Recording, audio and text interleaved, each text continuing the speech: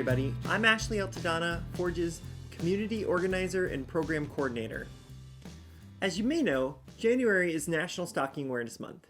We wanted to highlight some information that's specific about stalking in regards to transgender and non-binary individuals, as well as some new statistics that have come out, some reminders about safety planning, and resources where you can find more information. In 2014, we recorded a webinar on stalking with guest speaker Rebecca Drakey. This 90-minute webinar is packed full of some really great information, and we wanted to share some highlights with you now and direct you where you can view the entire webinar. So what is stalking? Rebecca Drakey, independent consultant and former director of training and technical assistance of the Stalking Resource Center, defines stalking this way. Stalking can be defined as a pattern of behavior directed at a specific person that would cause a reasonable person to feel fear. So stalking involves repeated behavior, meaning it needs to happen more than once or twice. Sometimes this can also be called a course of conduct. So one of the challenges about stalking is that the behavior that a stalker might use in and of itself might not be a criminal activity or even necessarily considered a big deal. Some common behaviors that stalkers might use include leaving unwanted phone calls or messages, spreading rumors, following or spying, showing up at places a victim frequents like a job or a store, waiting for a victim, or leaving unwanted presents. Offenders may also engage in more overt criminal behaviors such as theft and vandalism. Rebecca shared a lot about how technology is also used in stalking. Let's listen in. And I think it's impossible to talk about technology or to talk about stalking today without talking about technology. There are so many different forms of technology that stalkers use, and technology is part of almost all stalking cases in some capacity.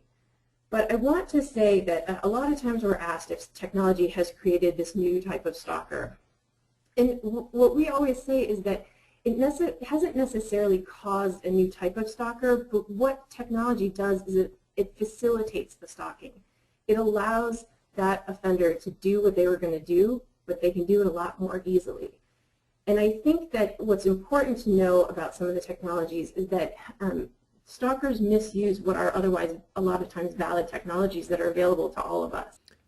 So as you heard, technology is used in almost every stalking dynamic. The Stalking Resource Center has the most up-to-date information about technology and stalking anywhere.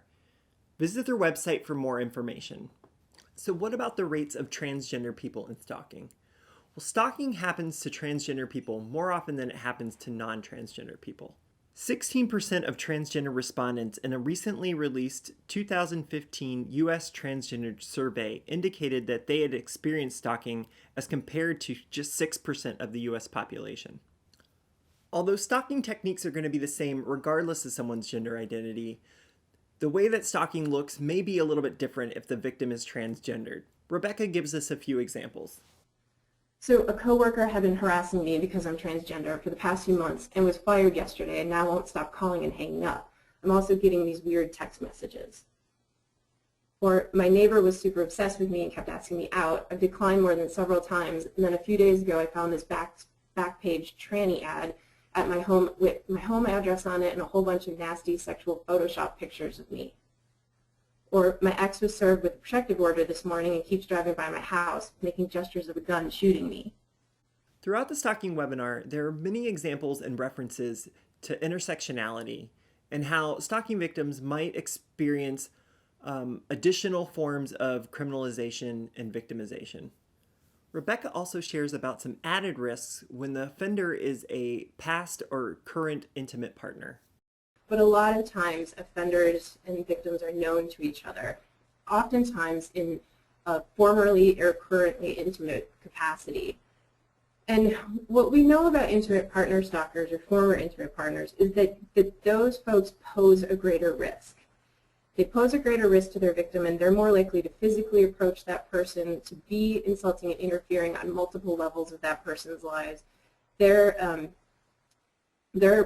more likely to use weapons, and their behaviors can escalate kind of quickly. And the reoffense rates are very high. If you are working with a client who's transgendered or non-binary and also experiencing stalking, here are some things that you can do. Help them with safety planning. Forge has a trans-specific safety planning tool that will help you and your client walk through the many aspects of their day-to-day life to address the areas where action can be taken to increase their safety. Help them to establish a stalking incident log, noting the times, places, and types of harassment experienced. This is critical because trauma can affect how we remember events. By logging incidents as they happen, this can highlight patterns of abuse, and as well as also help law enforcement officials if a stalking victim chooses to pursue criminal or legal action. Know the laws in your state. Stalking is a crime in every state, the District of Columbia, and all U.S. territories. There are some differences in each state's laws. You can learn more by going to the Stalking Resource Center's website and accessing their Laws by State section. Victim service providers are great at listening. By allowing and encouraging stalking victims to tell their story, it can help them to remember more details and tap into other, deeper memories that they may not have been able to easily access without the space and patience to share their story. Providing validation shows victims that their reactions and emotions to traumatic events are normal and common. Thanks for spending a few minutes with us today. Please visit our website to watch the full stalking webinar, as well as download trans-specific resources and connect with us on social media. You can find many links on the same page as the stalking webinar. Thanks for caring about transgender and non-binary victims of stalking.